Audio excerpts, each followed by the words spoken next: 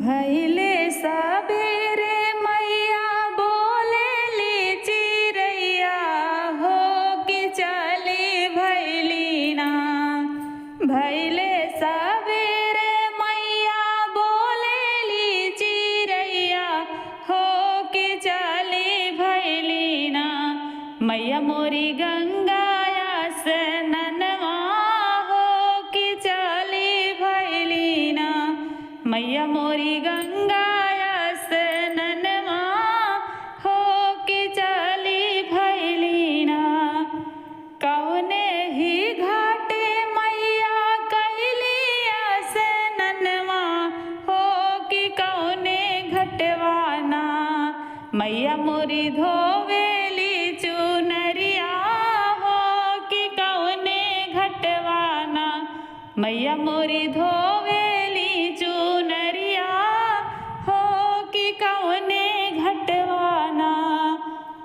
गंगा के घाटे मैया कैली स्नानवा हो जमुनवा घटवाना। मैया मोरी धोवेली चुनरिया हो जमुनवा घटवाना। मैया मोरी धोवेली चुनरिया हो जमुनवा घटवाना। आधी चुनरिया माई के सूरज के जतिया हो कि आधी चुनरी ना।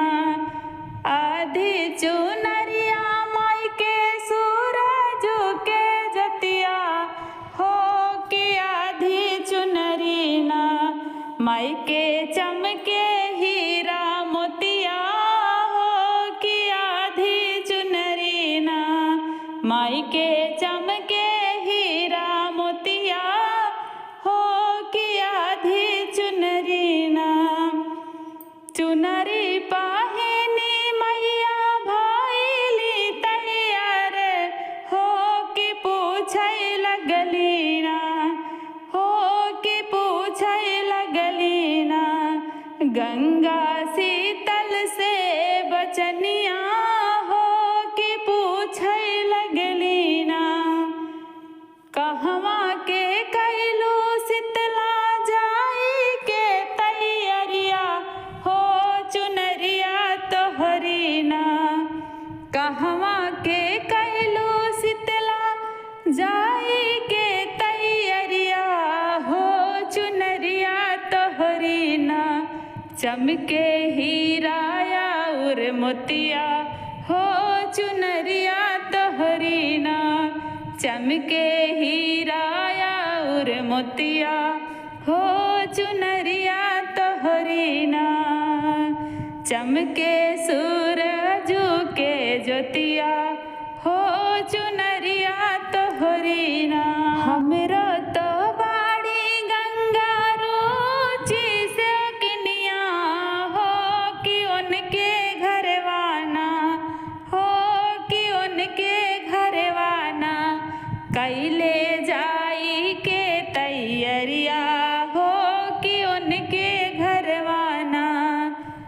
जेकरे आंगनवा में धाइली कलशवा हो कि उनके घरवाना। कैले जाई के तैयारिया हो कि उनके घरवाना।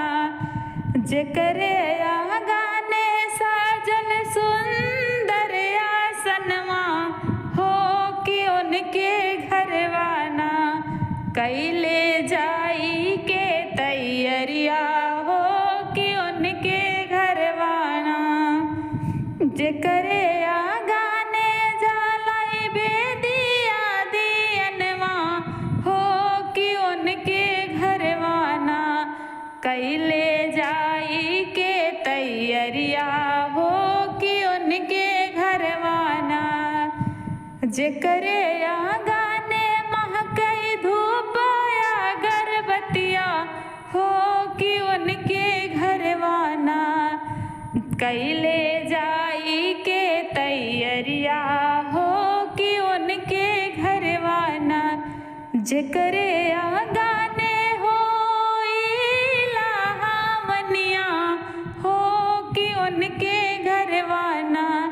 कैले जाई के तैयरिया हो कि उनके घरवाना जेकरे आंगन होई कन्या पूजनवा हो कि उनके घरवाना कैले जाई के तैयरिया हो कि उनके घरवाना कैले जाई के तैयरिया हो कि उनके घरवाना रुचि गावेली पचरवा हो कि उनके घरवाना रुचि गावेली पचरवा हो कि उनके घरवाना रुचि गावेली पचरवा हो कि उनके घरवाना कैले